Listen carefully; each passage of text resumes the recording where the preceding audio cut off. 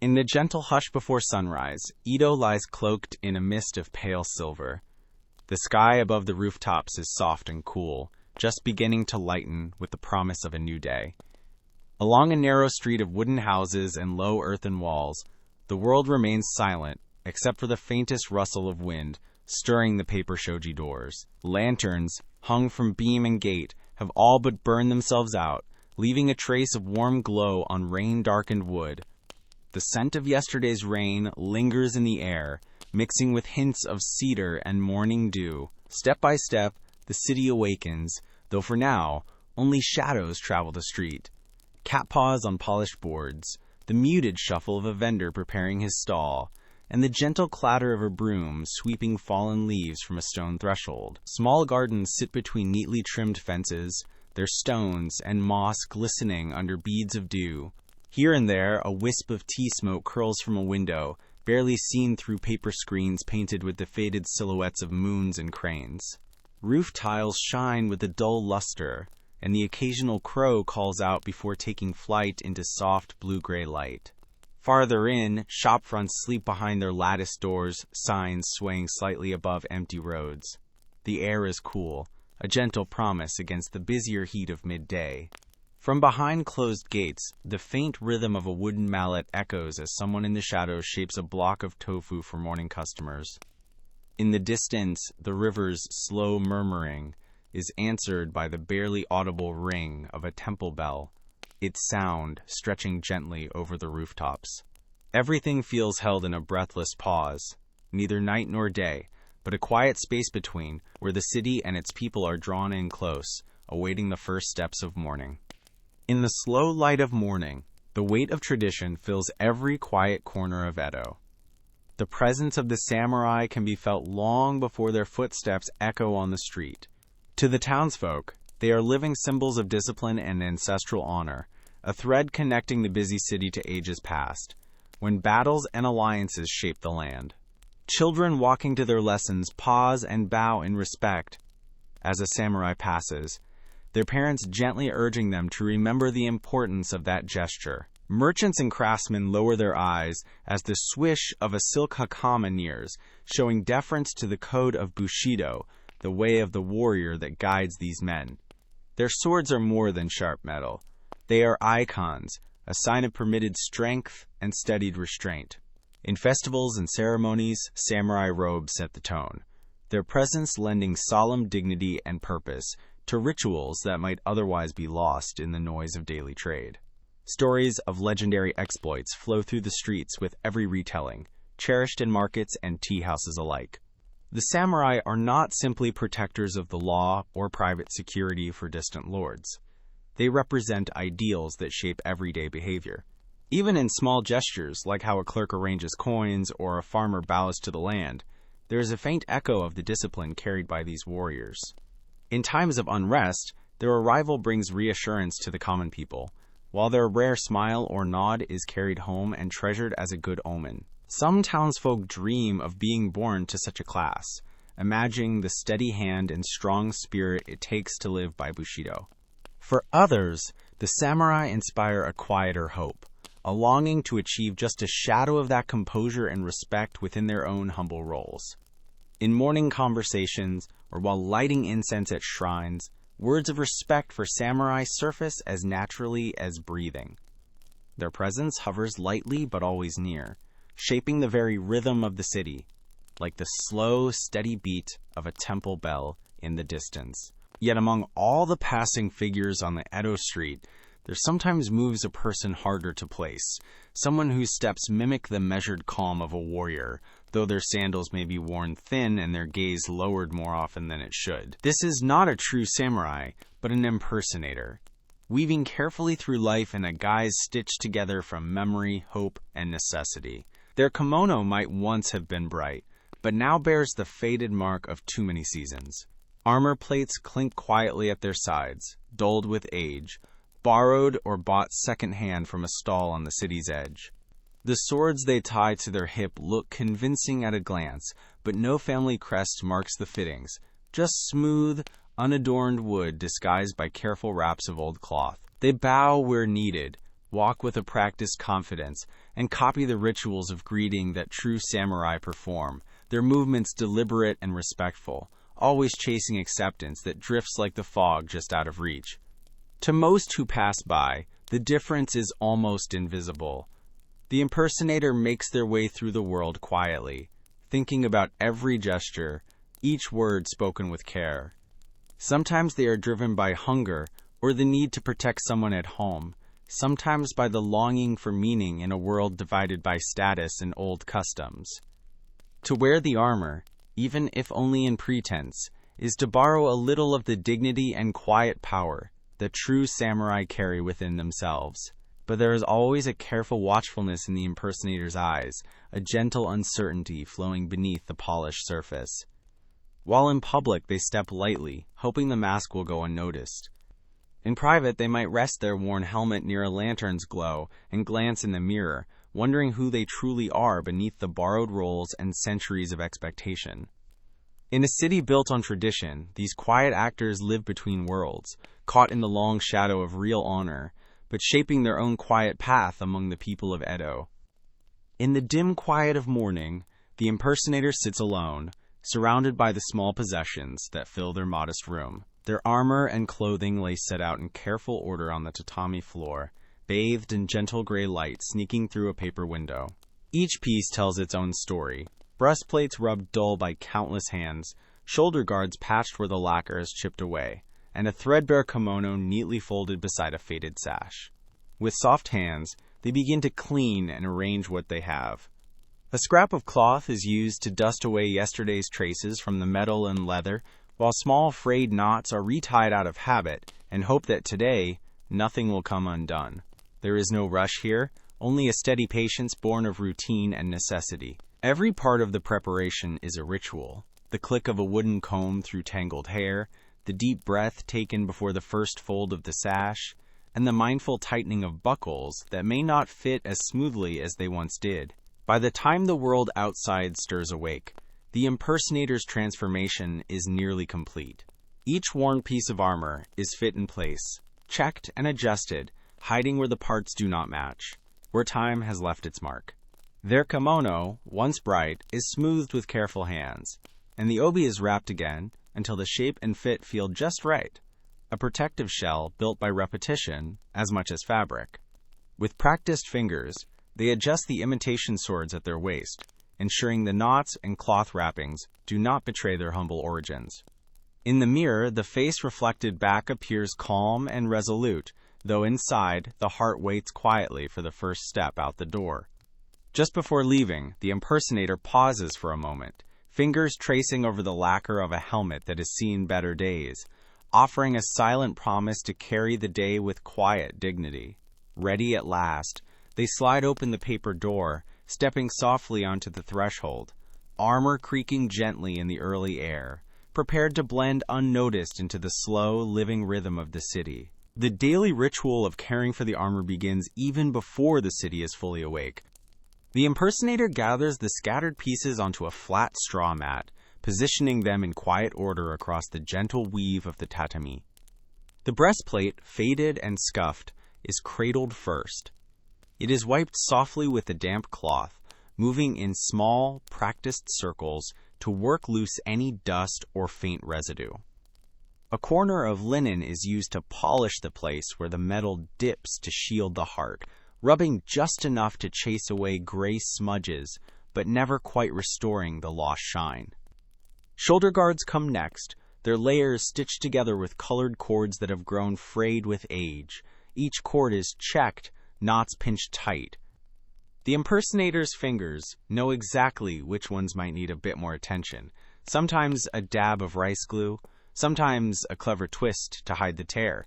Should a patch of lacquer chip loose, it is buffed with another cloth, then hidden away beneath a careful double fold. The ritual brings a steady sort of calm, as if these slow, gentle motions can quiet any fear that the disguise will be discovered. Old leather straps are gently flexed and oiled, one by one. Time has left them supple in places, brittle in others, the brown darkened almost black from years of touch. The impersonator works along each length, massaging a bit of oil between thumb and palm, always alert to the telltale creak that warns of another spot about to fail. The helmet rests quietly nearby, its bronze crest faded, and a chin cord replaced with plain string.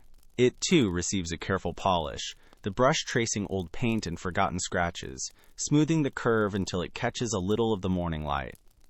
Greaves and bracers get the same tender inspection, edges checked for splinters, hinges eased with a drop of oil scavenged from the kitchen. There is pride in this quiet labor, a patient neatness that brings the battered pieces together again. By the time the sun glows faintly behind the lattice window, the worn armor is lined in a row, weathered but cared for, ready for another day's promise of dignity. Stepping out into the delicate calm of the early street, the impersonator feels the world shift around them. The old sandals press against the polished wooden planks that line the city's walkways, sending a gentle tap-tap echoing in the misty air. The sounds are soft, never hurried. Each step seems to know its place, respectful of those still sleeping behind paper doors and closed shutters. The narrow lanes are dipped in pale light, the edges blurred where the sun has not yet reached. With every movement, the armor responds, creaking quietly at the shoulder and knee, blending into a quiet morning song of leather and wood. The impersonator's stride is steady and measured, matching the slow city rhythm, careful to draw neither challenge nor attention. Only when passing beneath the sway of an old lantern does the footfall change, its note slightly softened by patches of moss that creep between the boards. As they move farther from home, small signs of life begin to gather along the path. The faint squeak of a door sliding open, a distant, muffled cough, the hushed, rhythmic strike of a broom sweeping clean the steps of a nearby shop. The city speaks in low, gentle voices at this hour. Birds chitter softly beneath the roof tiles, and somewhere, a young cat lands lightly from a fence, giving a curious glance before darting away into shadow. The impersonator's footsteps remain a quiet leader in this waking symphony, their sound both familiar and invisible, the careful mark of someone who must walk with confidence, yet always hold a piece of themselves back. Passing a cluster of closed market stalls, each footstep feels like a quiet promise, a gentle reminder that even those who live in disguise must belong, for a moment, to the daily pulse of Edo.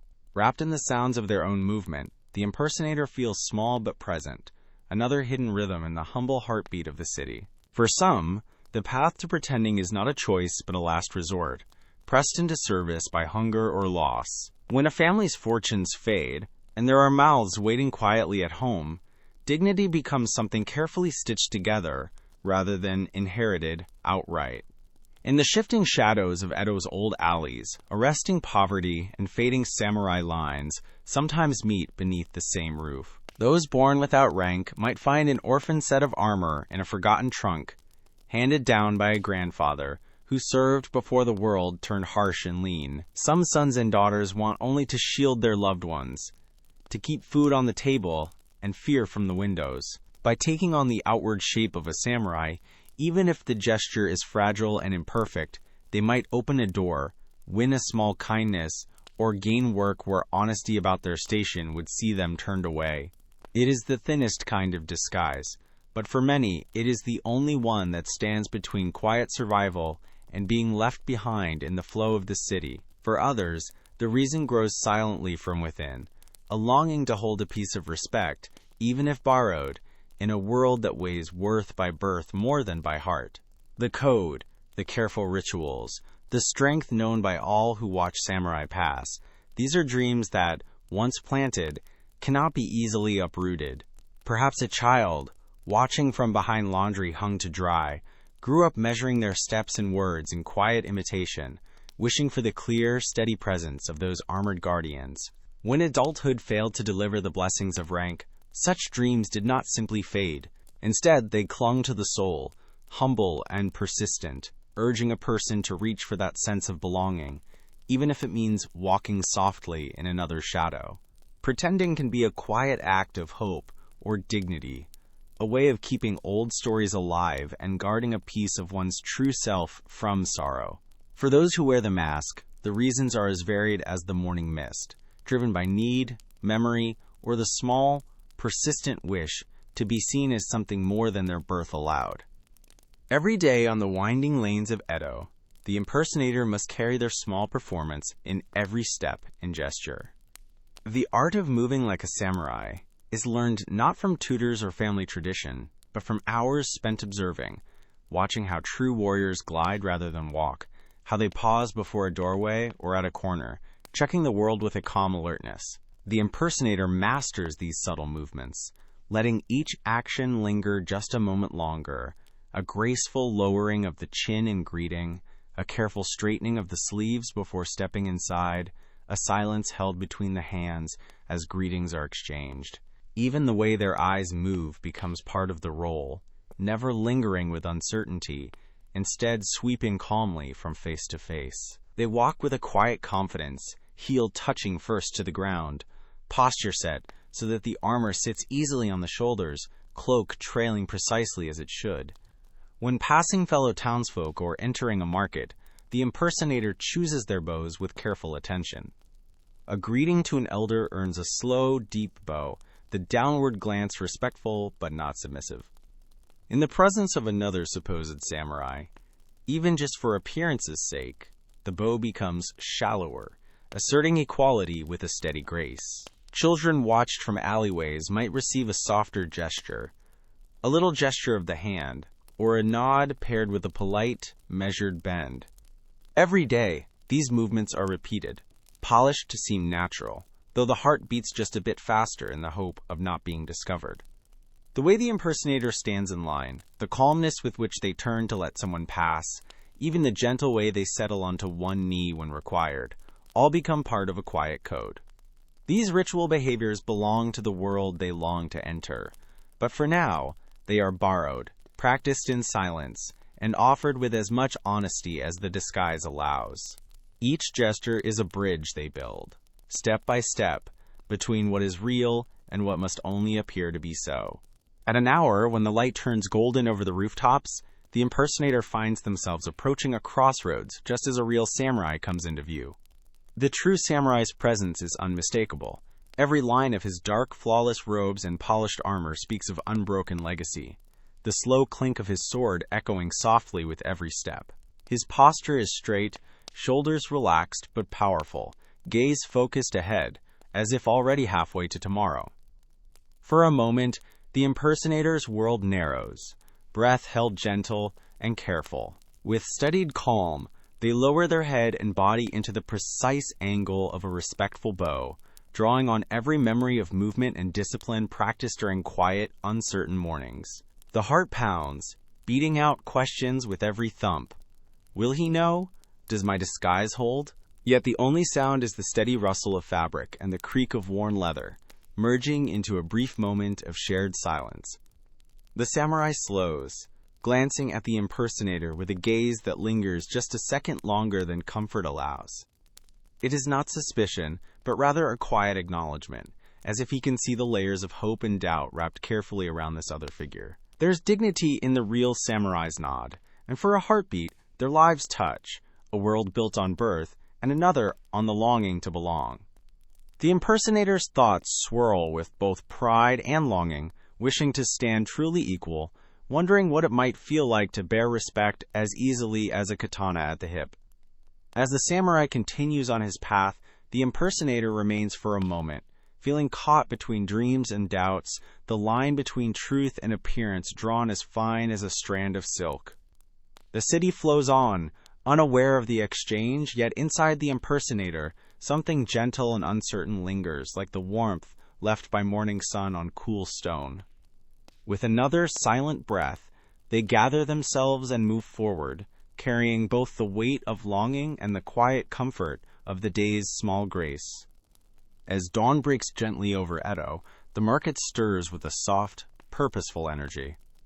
Stalls line the narrow lanes, their wooden canopies faded by seasons of sun and rain, cloth banners swaying slightly in the barely there breeze. The ground is cool beneath foot, still touched by the chill of night, and the air is woven with a tapestry of gentle smells, steamed rice mingling with the earthy fragrance of soil, the sharp brightness of pickled ginger mixing with something sweet and yeasty rising from fresh bread.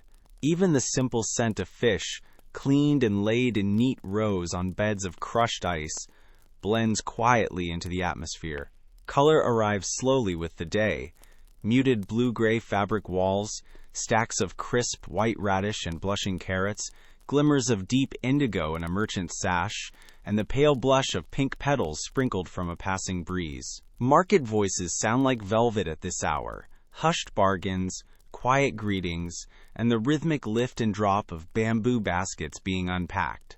Vendors move with practiced patience, their faces drowsy but content, hands arranging goods in tidy pyramids and straight lines. Steam floats above a kettle as a tea seller prepares tiny green cups, the vapor curling toward the roof beams and ribbons. The impersonator weaves among these morning rituals, unnoticed, except for a nod or a shy glance from those awake enough to observe. Baskets of oranges release a citrusy scent when disturbed, and somewhere near the back, the faint aroma of charcoal drifts from where a cook is lighting fires for the first rice cakes of the day. The light catches on the scales of a silver fish and glints softly in the eyes of a little girl clutching a bundle of wildflowers.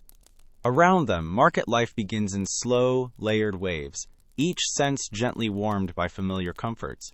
Through it all, the impersonator pauses to breathe deeply, grounding themselves in the homely beauty of things both ordinary and precious, carried by the gentle pulse of Edo's waking marketplace. Moving with quiet purpose through the market's early crowds, the impersonator keeps to the edges, where shadows pool beside baskets of scallions and strings of garlic. Their eyes rarely meet another's for long, and each step is measured, blending into the slow rhythm set by merchants arranging their wares.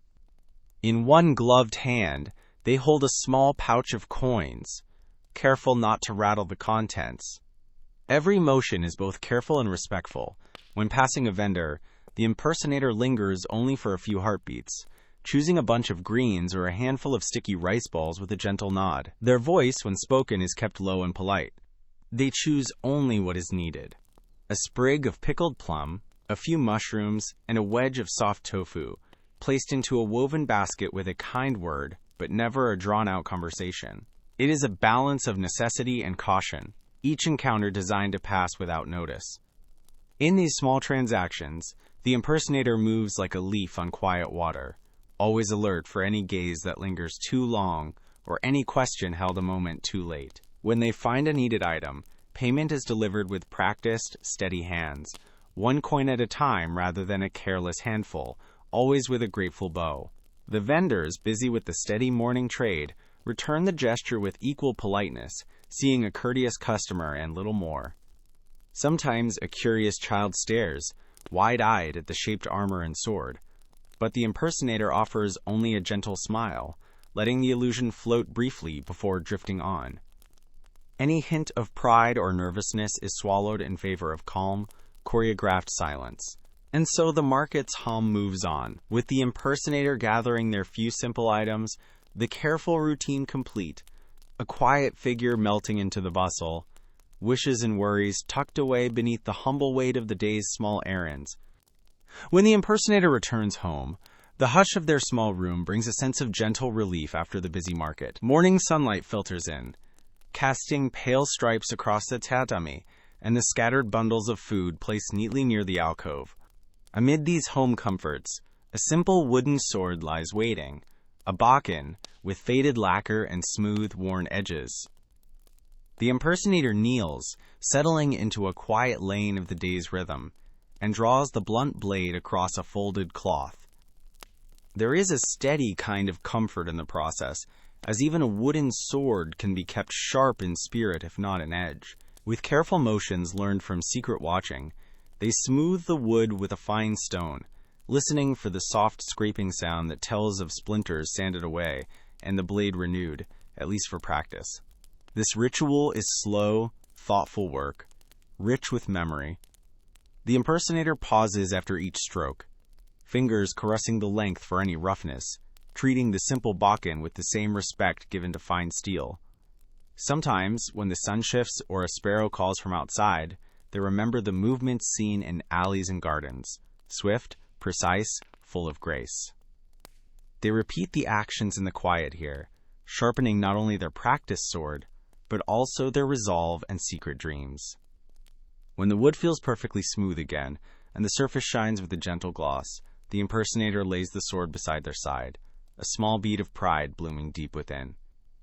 In this calm, private moment, the day's worries drift quietly into the walls, replaced by the simple satisfaction of caring for something cherished, even if it is only a token of what is wished for most. Later, in the hush that settles after the chores are done, the impersonator prepares their clothing with the deliberate care of a quiet ritual. The obi sash, wide and worn from much use, rests draped across open knees. It is more than just a strip of cloth. It is the silent thread that holds the bearing and memory of a samurai's day together. The impersonator smooths the fabric between their fingers, feeling the faint ridges left by earlier knots. They pause with a gentle breath, centering themselves, before folding one end twice so that the edges align with perfect care. The other end follows, layered across the lower back, then passed around and brought forward with a slow, practiced motion. Each fold is an act of intention, a careful piece of self-respect, unhurried and full of purpose. The world narrows to the feel of cotton and the quiet tug as the sash is drawn tight. With each pass, the impersonator checks the lay of the cloth, adjusting for neither too loose nor cuttingly tight, a balance that has taken months to master. Their movements are steady, their hearts slowing in rhythm, with the even pressure of wrapping and tucking, turning the ordinary into something graceful and calm. When the time comes to tie the knot, the impersonator chooses their steps carefully, one hand holding the base, the other looping and drawing the cloth through, so that the finished bow sits at an angle dignified and, just so, a small emblem of quiet pride. In this small, meditative space, the impersonator feels something like belonging, a fleeting peace found in centuries-old motions linked to all who have tied sashes before them and all who will again. When the last crease is smoothed and the knot sits perfect at the waist, a calm satisfaction fills the air. It is in the softness of the obi, in the patience of preparation, that the impersonator's longing grows gentle and steady, another quiet victory in the art of becoming. Just beyond the edges of lively streets, the impersonator finds refuge in the stillness of a small temple garden. The day is gentle and soft here, held by the tiled eaves and the steady, silent watch of stone lanterns flecked with moss. Flat stepping stones wind through beds of green, dew still beating on low leaves and the smooth curve of raked pebbles. The air is calm and crisp, softly scented with pine and a lingering trace of last night's incense from the altar.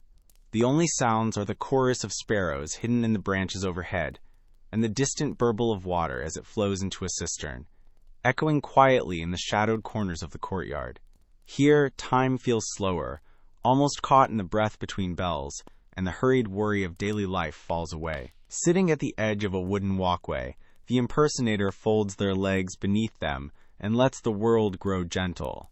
Their palms rest together in their lap, the warmth from the sun-drenched boards soaking into their skin. For a while, nothing happens. There's only the faint rustle of a breeze in the bamboo and the dance of light across the surface of the pond. In these silent minutes, the longing and uncertainty held deep within the impersonator's heart loosen and drift, rising into the air like a silent prayer. Thoughts become less sharp, old aches seem lighter. They recall quiet lessons, simple gestures of kindness, a parent's calm voice, an old tale about honor retold by hush of night. Here, in the temple's embrace, the impersonator breathes peace into their bones, gathers strength and patience, and feels, if only for a moment, rightfully part of something larger and timeless. When it is time to rise and return to the world outside, the reflection remains, a gentle calm, tucked close, to guide them through the rest of the day. The garden's gentle quiet is a harmony of soft, layered sounds. From the temple just beyond the slatted fence, the low, clear ring of a bell drifts across the courtyard. The sound lingers in the morning air, spreading in wide, invisible circles, each note both grounding and serene. In the shade of maples and pines, Water trickles from a bamboo spout, meeting stone with a quiet, careful drip.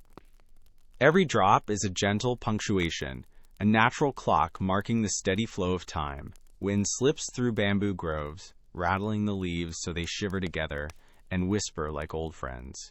Even silence seems to hum, an almost musical presence that breathes comfort into the space, turning the ordinary into something sacred and unhurried. Behind the hush, a tapestry of life weaves itself in muffled voices that filter through the garden walls. The priests' gentle conversation as they tend the main altar is a soft blur, words too distant to catch clearly, but warm in their intent. A mother leads her child along the gravel path, their laughter rising and falling just like the breeze, and now and then the distant chime of a merchant's bell curls in from the street beyond. Closer to the garden's edge, songbirds add threads of melody, bright and delicate, to the tapestry of sound. Each note, from the bell's soft reverberation to the water's patient drip, is wrapped in the kindness of morning, making the impersonator feel quietly embraced by the world. There is no rush here, only the gentle chorus of daybreak, soothing and slow, as if inviting both memories and dreams to rest in its safe, welcoming stillness.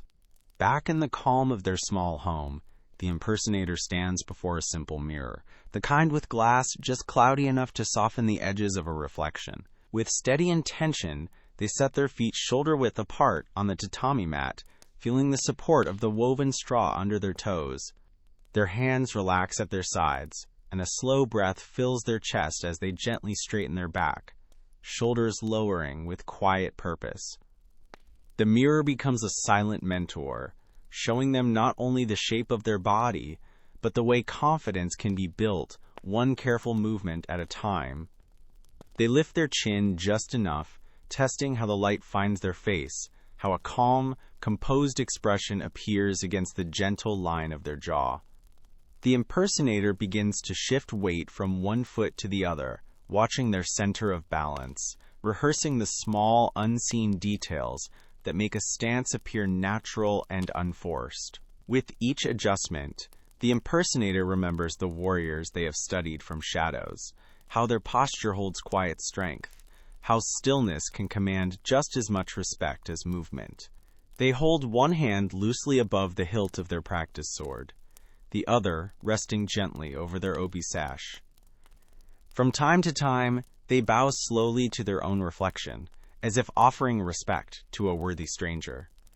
Every repetition stores new confidence, teaching both muscle and mind the rhythms of dignity and resolve. The room is silent except for the soft shuffle of cloth and the faint creak of armor as the impersonator refines their form. These meditative moments in front of the mirror are a kind of quiet rehearsal where hope is built as steadily as stance, and where, if only for these private minutes, the boundary between imitation and truth blurs, until it becomes simply the art of standing tall in one's own skin. In the quiet after practice, the impersonator sits and lets their thoughts drift on the edges between what is seen and what is true. On the surface, the armor and gestures tell the world that a samurai stands here, a figure made steady by rhythm, patience, and the slow work of repeating old, graceful motions. Yet beneath each layer of cloth and lacquer lies a softer reality, a heart shaped by longing, memory, small fears, and the hope of becoming something new.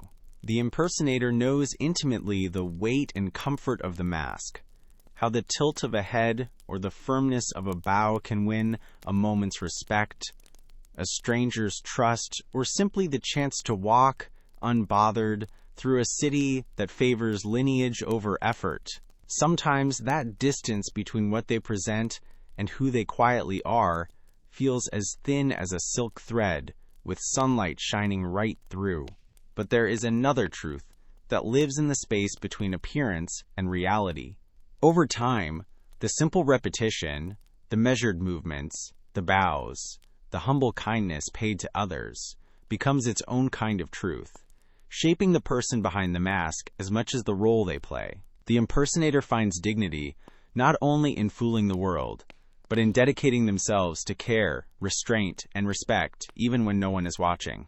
What begins as imitation grows roots in the private heart, turning longing into gentle presence and doubt into patience. The armor may be borrowed, and the gestures rehearsed for show, but a quiet strength grows out of practice, no less real for having started as make-believe. In this, the impersonator learns that identity is not made of rigid borders, but of gentle layers, and that living with sincerity, however unsteady, can turn even the softest echo of honor into something quietly, beautifully real. Later in the afternoon, the light shifts quietly as clouds gather in gentle layers above Ito's rooftops.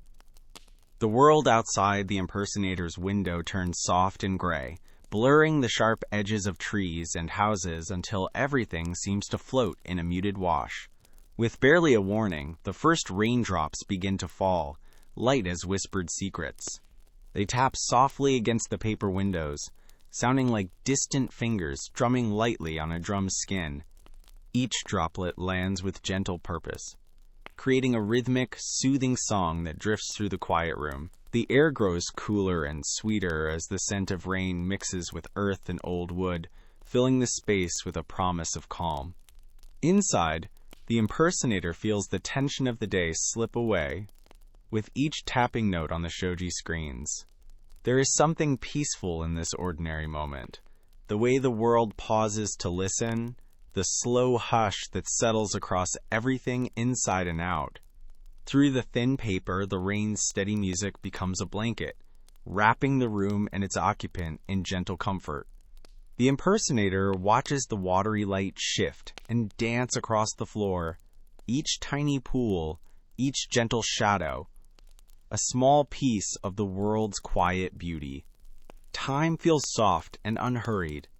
There is nothing to do but sit, breathe, and let the melody of rain wash the day's worries into the cool evening to come.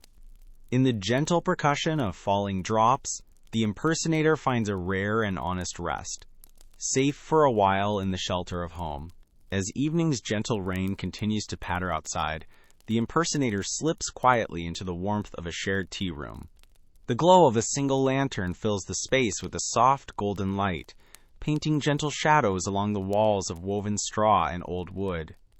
Cushions nestle around a low, lacquered table, their corners gently frayed from years of use, and the air hums with the subtle aroma of roasted green tea and sweet bean cakes. Every detail in the room invites a sense of comfort and welcome.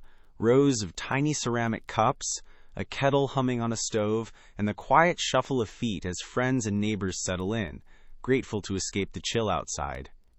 The impersonator hangs their damp cloak near the doorway and joins the small circle already gathered, feeling the simple luxury of warmth seep into cold fingers. Inside the tea room, conversation flows in low, easy voices, blending with the soft whistle of steam and the gentle pop of rain on the roof above. Whispers and laughter drift like smoke, stories slipping from one corner of the table to another, tales of old festivals, family mischief, or bits of neighborhood news best kept among friends. No one's posture is strict or formal. Everyone leans in, sharing the comfort of companionship and the safety of being known. The impersonator listens, offering a shy smile or nod, sometimes joining in with a quiet story of their own, letting their voice mix seamlessly with the others. Here, it does not matter what armor is worn or what secrets are held. In this cozy circle, every guest is met with understanding and gentle ease. The world outside fades with each sip of tea, replaced by the lovely, fleeting warmth of human connection, the softest promise that for tonight, at least, everyone belongs. When the soft conversations in the tea room settle into gentle quiet, the impersonator's simple meal is served. Steam rises gently from a bowl of rice, each grain shining and perfect, holding the warmth of careful preparation. On a small, lacquered tray are tiny dishes, one with crisp, pickled radish glowing pale yellow, another with slivers of sour plum, their color deep and inviting, and a third with a few strips of seasoned carrot, sweet and earthy against the tongue. The impersonator sits cross-legged, hands together in a brief, silent gesture of thanks. Their chopsticks move with quiet respect, lifting each bite as if honoring the value of every small offering. The flavors are clean, bright, and grounding, a blend of comfort and restraint shaped by custom and necessity alike. There is no hurry at the little table, only the soft joy of a meal shared in peace. Beside the tray, a cup of green tea waits, its aroma grassy and calming, steam swirling toward the lantern's gentle glow. Each sip warms the impersonator from the inside out, washing away the last edge of the day's worry and deepening the quiet satisfaction that comes from honest food. Now and then, the impersonator looks around at the others in the room, feeling a sense of silent kinship and quiet gratitude for company in these simple rituals. In the hush that follows a satisfying bite, the impersonator becomes aware of small details. The gentle sound of rain beyond paper walls, the way the tea's warmth rests in their hands, and the deep calm that fills the chest with every slow breath. This meal, humble though it may be, feels like a gentle anchor, a small act of care linking one ordinary person to the slow and steady heart of their world. Here, in the glow of the tea room, with rice and vegetables and green tea, the impersonator finds a peaceful, nourishing contentment that lingers long after the last bowl is empty. Back home, after the gentle comforts of the tea room, the impersonator's quiet evening is brightened by the presence of a small cat. The cat moves through the tidy space with the easy grace of someone thoroughly at home, its white paws making no sound on the woven mats. It curls in a patch of leftover sunlight beside the paper window, watching the rain trace silver lines down the outside panels. Now and then, the cat stretches and lifts its head, curious eyes following every delicate movement as the impersonator folds away their cloak or prepares tea for one. There is no need for words. The simple rhythm of shared space creates a peace that fills the room all on its own. When dusk settles, the cat leaps softly into the impersonator's lap, and the two sit together in warmth, listening to the rain's soft music. The cat's presence brings gentle comfort, a soft reminder that companionship does not always need grand gestures or spoken gratitude. It needs tiny paws, gently into folded robes and purrs, a low, steady hum that seems to echo the safe, calm hush of the evening. The impersonator finds calm in the small rituals, offering fresh water in a chipped blue bowl, stroking the cat's warm head as it leans in trust and affection. In a household shaped by careful practice and watchful imitation, the pet's open-heartedness is its own honest grace. When fatigue dims the world, the impersonator and the cat rest side by side, the slow rise and fall of their breathing in time with the gentle rain. In this company, sorrow slips away and the outside world fades, leaving the simple, undisguised closeness that only nighttime and quiet friendship can bring. As evening deepens and the room grows quiet, the impersonator gently gathers their worn clothes from the day. Each item, cloak, sash, and kimono, is lifted with careful hands, the fabric soft and familiar beneath their fingers. As they fold each piece, they smooth away wrinkles, creasing the cloth with deliberate patience. The kimono is folded in half, then again, so that it lays flat without tension.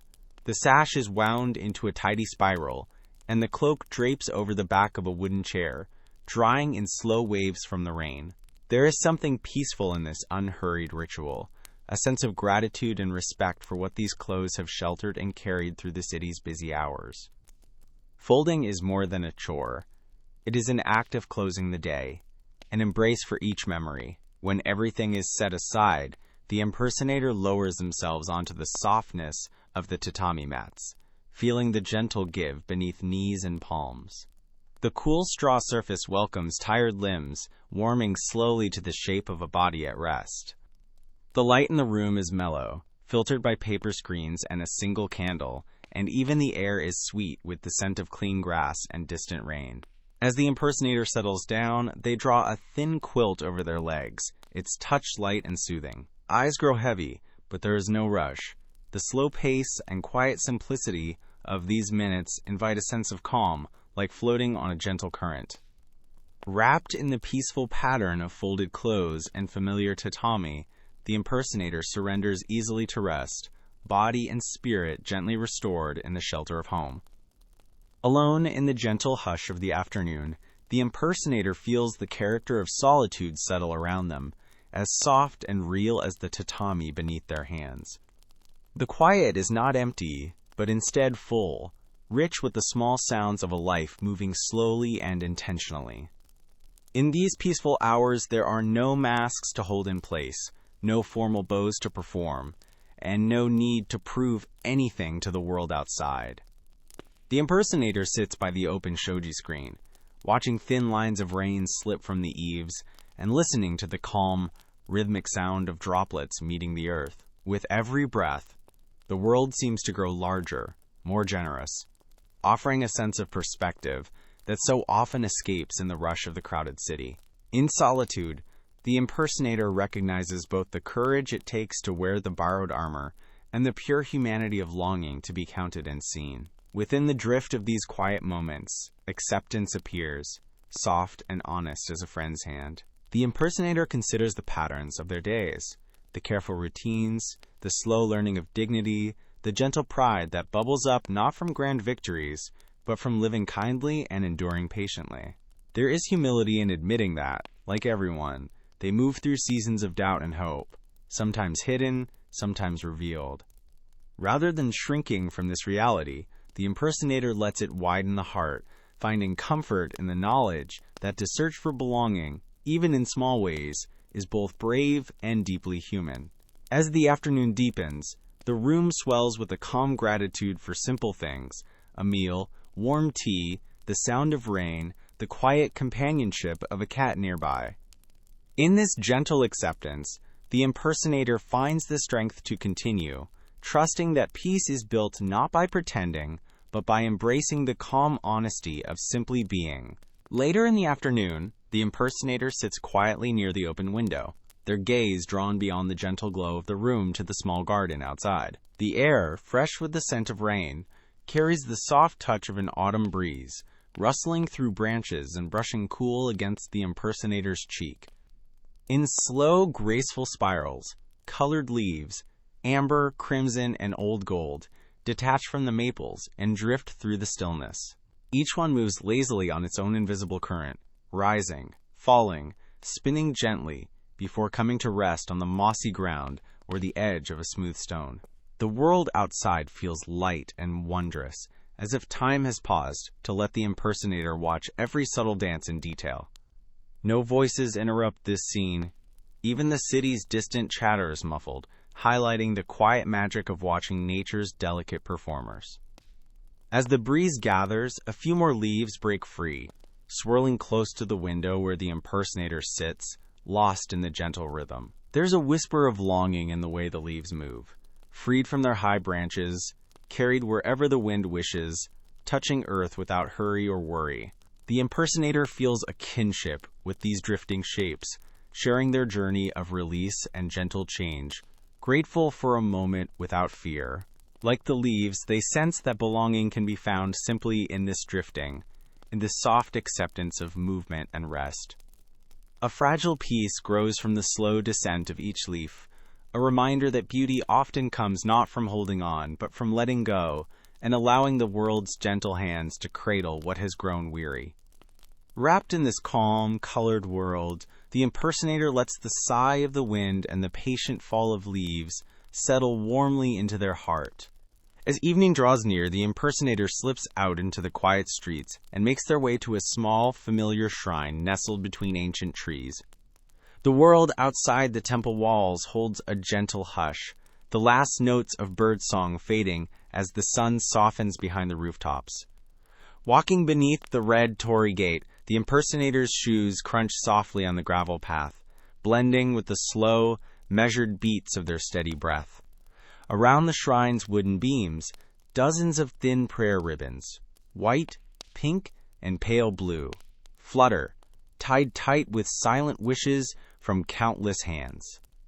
The impersonator pauses, palms pressed together, bowing in respect before climbing the shallow steps. Here, the air is cool and touched with the faint scent of incense, carrying with it the hope and quiet sorrow of all who have come before. Lingering beneath the eaves, The impersonator's gaze drifts to the rows of wooden Ima plaques hanging from ropes, each painted with small wishes and thanks. Above them, the prayer ribbons stir with the lightest breeze, their silk edges brushing softly against smooth cedar. The rustle is delicate, a music all its own, a gentle layering of sound that invites reflection and calm. The impersonator closes their eyes for a moment, focusing on the gentle chorus of ribbon against wood, the distant murmur of water from a stone basin, and the almost inaudible footsteps of another worshiper nearby. With a slow, measured breath, they allow their own hopes, words unspoken and dreams unnamed, to swirl upward, carried on the same invisible wind that stirs the shrine. For a while, the impersonator simply stands in the deepening dusk, comforted by the subtle touch of ritual and the softness of shared longing, the faint music of prayer ribbons wrapping the twilight in peace. The festival square glows softly with paper lanterns, their golden light flickering on faces pressed close to see the main event, a demonstration of swordsmanship by a visiting master. The impersonator joins the fringe of the crowd, their posture straight and hands tucked respectfully into their sleeves. On the raised platform, a real samurai bows, then draws his blade with a steady, graceful ease. The sword slices the air in arcs both sharp and silent, every move precise and controlled, the steel catching the lantern light like liquid silver. As the crowd draws in collective breath, the impersonator feels a quiet thrill, pride in the art, in the centuries of discipline on display, and in the beautiful economy of motion passed down through countless generations. The joy of watching reminds them of private practice, quiet hours in their small room, and the dreams that led them to borrow a warrior's path. Yet amid this pride, a note of sadness weaves through the impersonator's heart like a thread of cool silk. Each perfect movement on stage highlights the distance between their own simple practice and the master's true inheritance. The applause rings out, thunderous and warm, and in that echo the impersonator senses both longing and humility, a recognition that their own blade is wooden, their clothing borrowed, their name left off the scroll of honored warriors. Still, as lantern shadows dance, the impersonator does not look away or let bitterness grow. Instead, they watch with clear eyes, accepting that their admiration and their sorrow exist side by side. The performance ends, and the crowd begins to drift away, but the impression lingers, a bittersweet inspiration, spurring the impersonator to carry on, not for applause, but for the quiet honor that lives in every effort, whether seen or unseen. As the day softens into early evening, a subtle hush settles across the city. The impersonator sits in their small room, where the light grows gentle and golden, slipping quietly through the thin, pale curtains drawn across the windows. Outside, the rooftops and streets fade into softened outlines, their details blurring as dusk slowly fills the spaces between. The curtains catch the last touches of sunlight, glowing with the faint warmth that colors the room in shades of peach and honey. Shadows lengthen over tatami mats, stretching from the corners like quiet reminders that the world outside is winding down, readying itself for rest. Inside, the gentle light settles on every familiar shape: a folded kimono, a teacup on the table, the still figure of the impersonator reflecting on the day's events. The air is cool and calm, flavored with the faint scent of bamboo and lingering incense burned after the evening meal. Through the window, voices from the street drift softly in, muffled by the curtain's thinness, carrying hints of laughter and the sigh of the wind. There is no harshness or hurry. Everything feels wrapped in softness, as if the day itself were a quilt, tucking gently around the house. In this slow magic of dusk, the impersonator finds themselves breathing deeper, feeling the world around them let go. This quiet closing of light is its own kind of comfort, a promise of safety, reflection, and the welcoming quiet that comes just before night fully falls. As night folds quietly over the city, the impersonator lights a single candle, its gentle flame casting long, wavering shadows along the walls. They settle at a low table, with brush and ink set out beside a neat stack of crisp paper. All around, the room is wrapped in hush, broken only by the soft hiss as the impersonator grinds the inkstone, swirling water until the black becomes deep and smooth. The candle's steady glow paints the paper golden, making every surface seem warmer and more intimate. The impersonator lets out a slow breath and lifts the brush, feeling the soft give of bristles between their fingers. An anchor to the present, a way to spill thoughts onto a clean waiting page. With each careful stroke, the world narrows to the path of the brush, the gentle dance of ink over paper. The impersonator moves in unhurried rhythm, up, down, pause, breathe. Calligraphy is not simply a task, but a quiet meditation, a way to give shape to feelings that words alone cannot hold. Sometimes they write the character for patience or honor, sometimes just their own hidden name, letting the brush curve and flow as it pleases. There is joy in the smoothness of each line, in seeing ideas and hopes made visible, however briefly, in the softest dark against white. When a page is finished, the impersonator sets it aside and begins again, savoring the simple beauty of creation. In this private light, with only candle and ink for witness, the world feels gentle and close, and for a little while, the impersonator is simply themselves. No armor needed, only the grace of a steady hand and hopeful heart. The room feels especially peaceful, as the impersonator readies for the quiet of night. With gentle, practiced care, they roll out a thick, comforting futon onto the tatami floor, listening to the faint rustle of straw and fabric mingling in the hush. The quilt is light but warm, its cotton gently worn and softened by many nights of rest. A familiar thin pillow rests at the head, shaped perfectly to cradle tired muscles.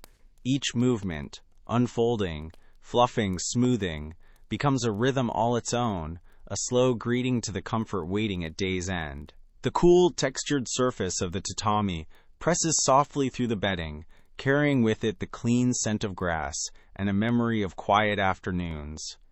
Before lying down, the impersonator sits for a moment at the edge of the prepared bed, appreciating the neatness of the quilt and the way shadows shift quietly along the floor.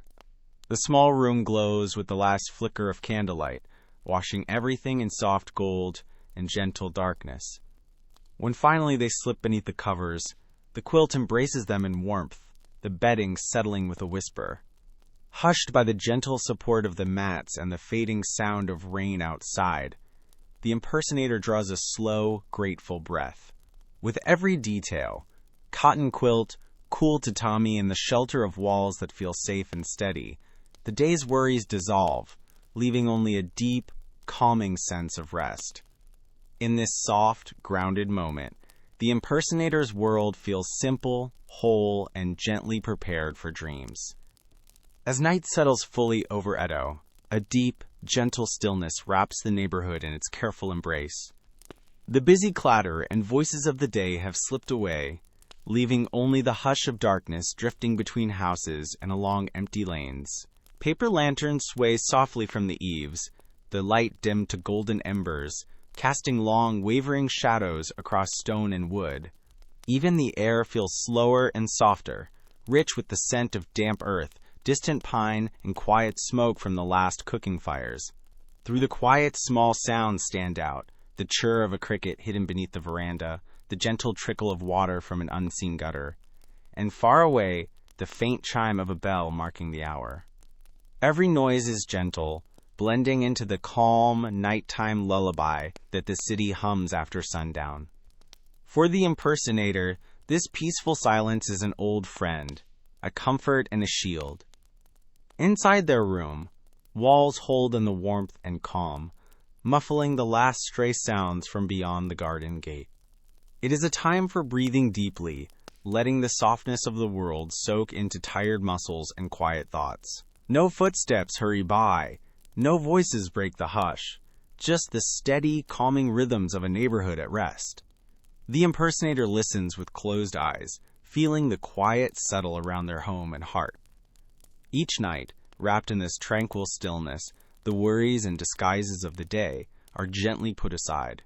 What remains is only belonging, peace, and gratitude for simple joys, a home, a quilt, and the deep, soothing promise that tomorrow's light will rise on another gentle, ordinary day. As the impersonator lies quietly in their room, the gentle hush of night is broken only by the soft, rhythmic creak of lanterns swaying in the breeze outside.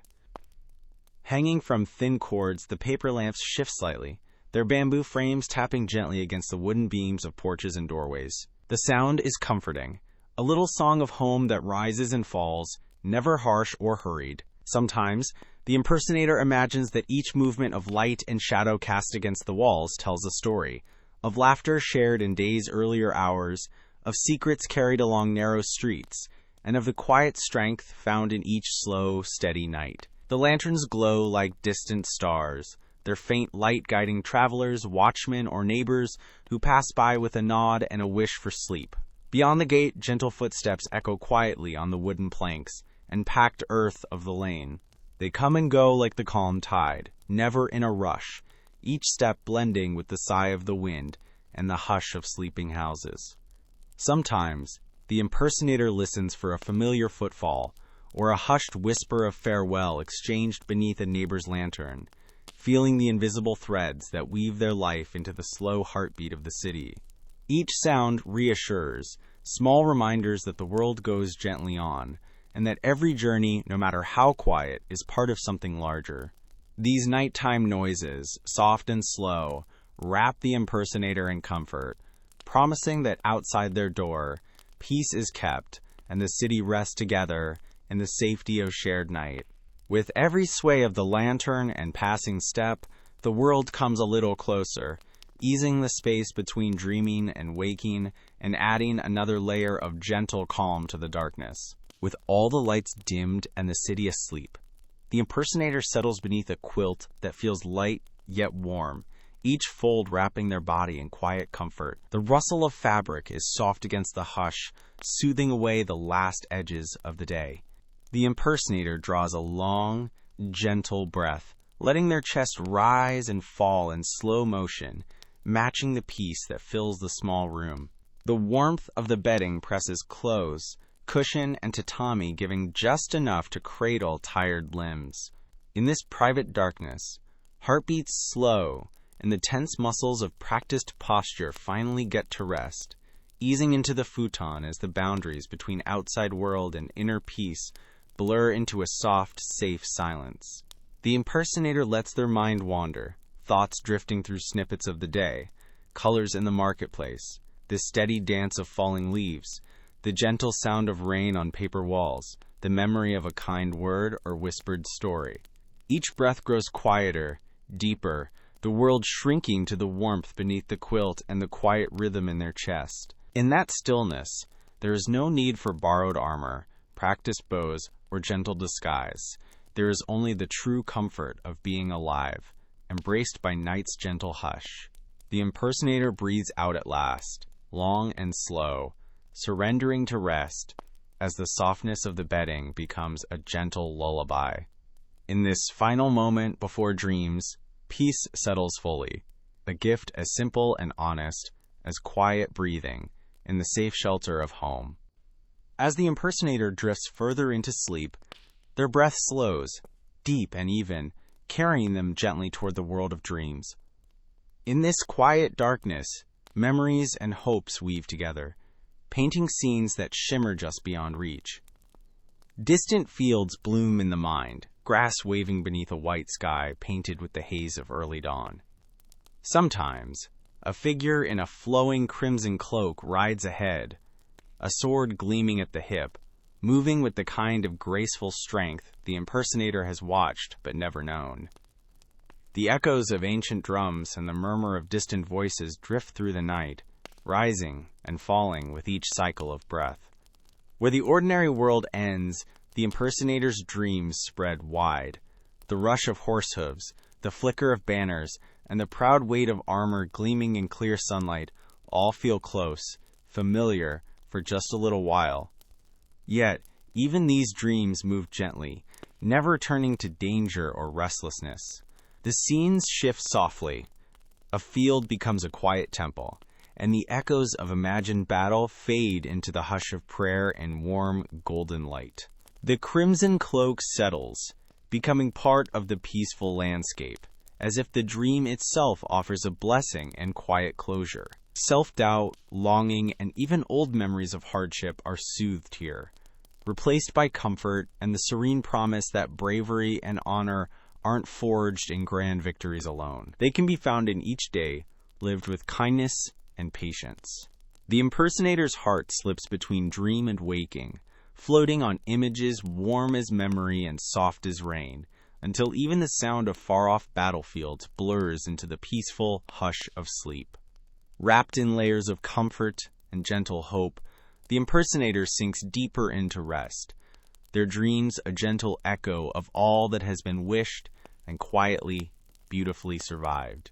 The house is wrapped in deep, gentle darkness, holding the impersonator in a space where time feels slow and kind. All the small noises of the city have faded away, leaving nothing but the soft hum of night and the rhythm of breaths drawn beneath the quilt. The shadows in the corners are no longer sharp or cold. Instead, they have softened, warmed by the memory of candlelight and by the familiar shape of the room itself. In this safe quiet, each heartbeat seems to echo with relief, as if the long day's burdens are gently lifted, leaving the impersonator light and unguarded at last. The peaceful darkness is a friend, steady, patient, and promising, offering comfort not only to the tired body, but also to the soul within. As the impersonator's dreams deepen and all the tensions of imitation and longing melt away, the darkness serves as a balm, smoothing jagged thoughts into calm silence. Here, in the hush between one day's ending and another's beginning, rest grows easy and natural, filling every part with quiet renewal. There is no need for plans or effort, only trust in the soft embrace of night to mend whatever the daylight left wanting. The soft silence is the promise of tomorrow, a gentle encouragement that every day can begin fresh, no matter how slow or humble its start. By morning, the impersonator will rise again, quietly grateful for darkness that comforts, dreams that heal, and the cycle of simple, honest days endlessly beginning, each one a new chapter for hope and peace. Day after day, the impersonator lives out a rhythm that is soft and steady, much like the quiet streets of Edo at dawn, or the gentle tapping of rain on paper windows. There are no grand battles or thunderous victories, only careful rituals and small acts that bring meaning to each hour. Washing worn armor, bowing respectfully, preparing simple meals, and folding away the cloak at night become the touchstones of honor, not by grand display, but by devoted, humble effort. The impersonator feels the weight of old stories and strong names in every choice, but their own path is shaped by the small courage of consistency, the careful kindness that leaves no trace but lingers in the day's calm. In this life, honor does not shout. It whispers quietly into each movement, echoing softly through gentle steps and thoughtful hands. Through market lanes, temple gardens, the warmth of shared tea, and the restful hush of home, the impersonator learns to listen for dignity in the simplest patterns. Strength grows not from glory, but from patience and sincerity, knowing when to speak and when to simply bow the head in gratitude. Dreams fill the nights with colors and lost stories, but the waking hours are lived honestly and with care. It is in these cycles of trying, accepting, resting, and trying again that the impersonator finds belonging, not as a name written on a scroll, but as a presence in the small golden places of daily life. Every sunrise brings the chance to practice honor anew, not as a call to arms, but as a peaceful echo, always present and quietly sustaining in the gentle fabric of their existence. Now, as the night deepens and the gentle world of Edo grows even softer, allow your breath to slow, your mind to settle, and your heart to rest in this quiet landscape. Imagine the gentle hush that fills the spaces between paper walls, the slow dance of lantern light, and the patient songs of rain and wind. Let yourself fade into the soft tatami, wrapped in the comfort of worn quilts and gentle silence. The life of the fake samurai is made of humble moments, a careful bow, a quiet meal, the soothing brush of a stray cat's paw, the calming ripple of prayer ribbons in a sacred garden. Each small act becomes poetry when seen through gentle eyes and lived with a patient heart. Feel the day's last colors dissolve into shadow as the city quiets, and the soft stillness of 1,000 unspoken hopes settles gently over you. As you drift, surrender the weight of your own worries for a while, and let this subtle world cradle you with its kindness. See the worn kimono folded by the bedside, the polished wood of practice swords, the safe simplicity of a shared cup of tea. Picture colored leaves falling slowly in the temple garden. Feel the comfort of belonging to both the present and the history that moves gently through these quiet hours.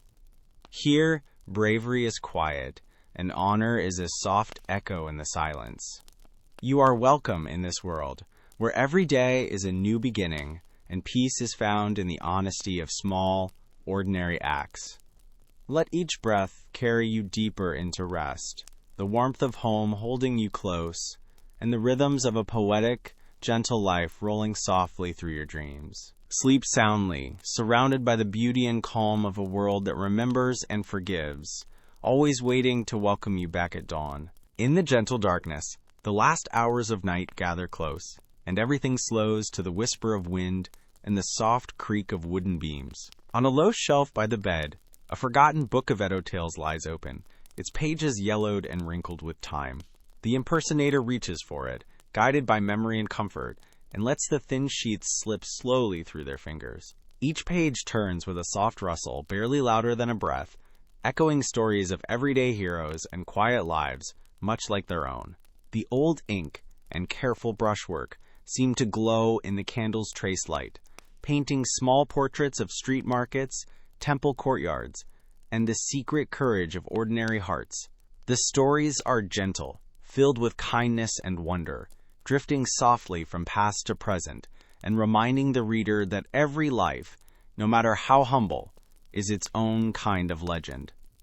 With the book on their lap, the impersonator lets the simple beauty of the words and images wrap around them like a second quilt. Outside, the city is wrapped in tranquil silence, the world waiting patiently for another day to begin. The rustle of each turned page is as soothing as the hush of falling rain, blending story and dream and rest together in the heart of the quiet room. With eyes growing heavy, the impersonator reads just one last tale, a moment stolen from time, a promise kept in ink and memory. The stories of Edo, softly whispered through the centuries, promise peace and gentle hope to anyone willing to listen. As the candle fades and dreams come calling, the book is set gently aside, its final rustle drifting into the silence, a last, loving touch to end the day. Outside, the city slows to stillness, every alley and rooftop touched by the dark velvet of night. There is no rush, no echo of footsteps now, only the quiet softness of a world at rest. The faintest sounds fill the emptiness with kindness, the gentle sigh of wind passing between wooden homes, the low, steady drip of rainwater from the eaves, a distant dog's sleepy bark softened to a whisper. Overhead, clouds drift silently past the sliver of moon, dimming and brightening the narrow lanes in gentle turns. Down one street, a single lantern glows golden, its paper sides swaying in the night's small breath, casting a circle of soft, steady light on the stones below. Within that calm glow, the world feels safely held, a gentle pause before day returns. The lantern seems to watch over Edo's quiet heart, its light a promise that peace remains even when the city sleeps. As the last stories fade and blankets hold the warmth of dreams, the soft sounds become a lullaby, inviting every soul to surrender their burdens until morning. The impersonator and all who share these silent streets rest in the slow comfort of the night, wrapped in a world that remembers stillness and forgives in the darkness. When the wind stirs and the lantern dances just once more, the story slips softly away, leaving only a gentle hush, a perfect, restful quiet lasting until dawn gently stirs the city awake again. In the final quiet of night, the city surrenders all its voices, and the world holds its breath in the glow of deep stillness. Nothing stirs except the slow, invisible turning of time and the gentle breath of those tucked safe behind paper walls. The streets and gardens rest, blanketed by memory, while 1,000 unremarked stories sleep untouched beneath sandalwood beams and painted eaves. There is a special kind of beauty in these unlit corners, in the years and lives that unfold softly, away from celebration or applause. For every famous tale recorded in ink, there live 100 forgotten moments, a careful meal shared, a hand raised in humble greeting, a small courage shown where only the moon can see it. These are the histories cradled in stillness, kept quietly in the heart of night. So let the silence settle over the roofs and echo gently through empty streets, touching every hidden room with a soft promise of belonging. Even in darkness, these lives hold meaning, woven patiently from the threads of daily kindness, quiet hope, and the careful honoring of dreams that never reached the stage. The world remembers, even if only in silence, all those who lived bravely in their own quiet ways. In this gentle hush before dawn, give honor to every quiet heart, every subtle act, every day that carried quiet dignity without display. Let this stillness sink deep and stay with you as sleep arrives, blessing the overlooked histories and softly inviting you, too, to find peace in the gentle, enduring rhythm of ordinary life.